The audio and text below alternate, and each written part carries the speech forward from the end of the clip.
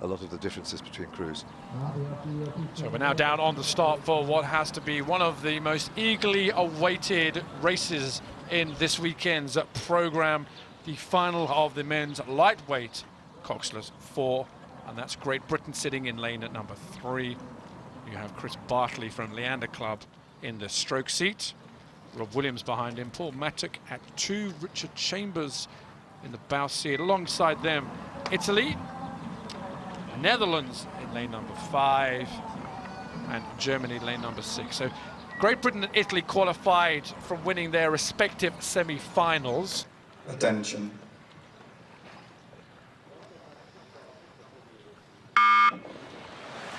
Squeezing away, Switzerland in 1, Denmark 1 in lane 2, Great Britain in 3, Italy 4, Netherlands in 5, and Germany in lane number 6. The final of the men's lightweight coxless 4. That's the British crew looking there. Chris Bartley, just look to the left to see how the Italians are doing. The Italians rating-wise slightly quicker. They're looking at Denmark in lane number 2, Morten Jørgensen. That real determined look he always has in the opening 500 meters. Netherlands in lane number 5 being dropped out of it. But at the moment, you have got Denmark in 1, leading the way, being pushed hard by Switzerland up there in lane number 1, and 3rd, Great Britain.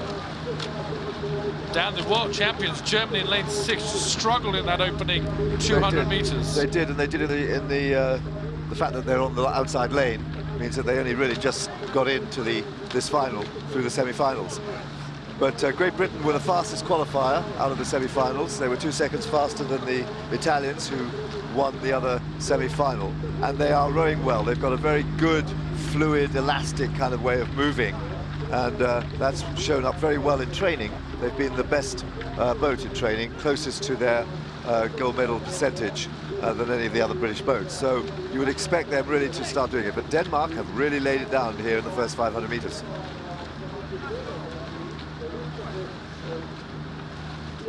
Germany moving on now into the second 500. We're through the first timing mark.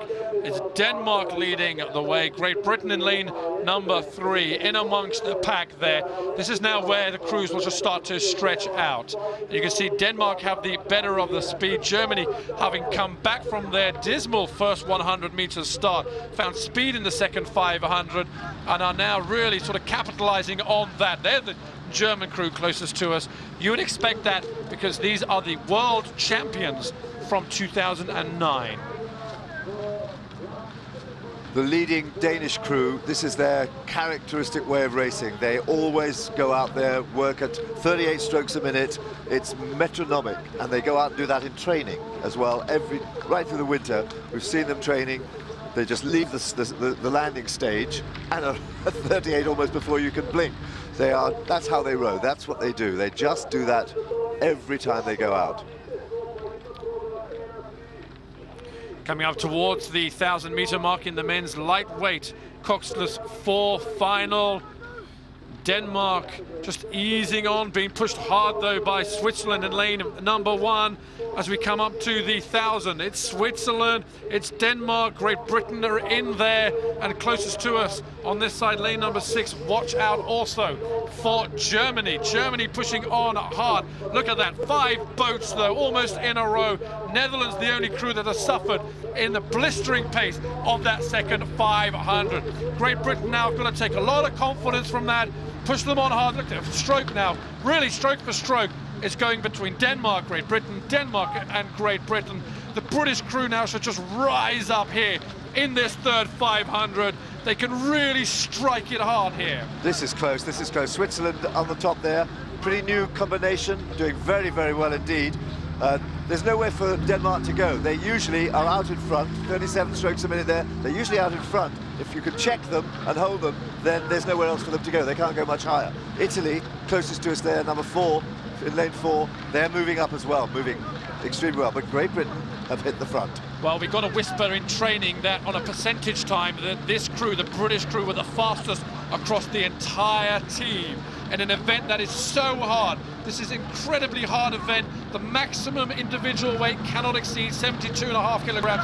The crew average is 70 kilograms. That puts everybody on the same level playing field, and from there really it's just blood and guts. And Great Britain now pushing on hard again. They've taken over Denmark. They're starting to move out into the lead here, and we're coming towards the last 500 meters. Two guys in the middle there, Mattick and Williams. They were in the double last year, so they've swapped now back into the 4, and it's working.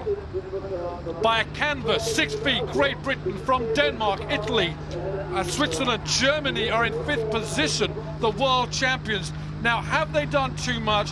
What have they got in reserve to step on again? These are the moments that you get in your career, your sporting career, where you really have to step on. And now we're looking there at Richard Chambers from Leander Club. Little look right there, look down the boat there. Stop looking right, focus on the crew. Your crew keep the smoothness here by about 3 feet. Great Britain over Denmark. They're running out of water. Great Britain went up to 41 strokes there. They saw the threat coming from the Danes. The Danes have pushed it up to 40 as well. The Danes are moving. The Danes are trying to fight back, and Great Britain have gone up to 42 strokes a minute with 250 meters to go. So inside now the closing stages. Look at that, stroke for stroke, everyone. The Danes have gone up again now. The Danes are pushing it. It's less than a foot, half a foot between Denmark and Great Britain. It's about keeping the heads up here. Inside 100. Great Britain at 42 strokes a minute. The Danes are at 44, and they have gone through, and here comes Germany. And Great Britain now responding again. We're into the closing stages. It is really a matter of who gets the last stroke in. Inside the last 10 strokes here. Great Britain just have it. Can they hold on? Keep their heads up, because Denmark are now pushing through for the final push.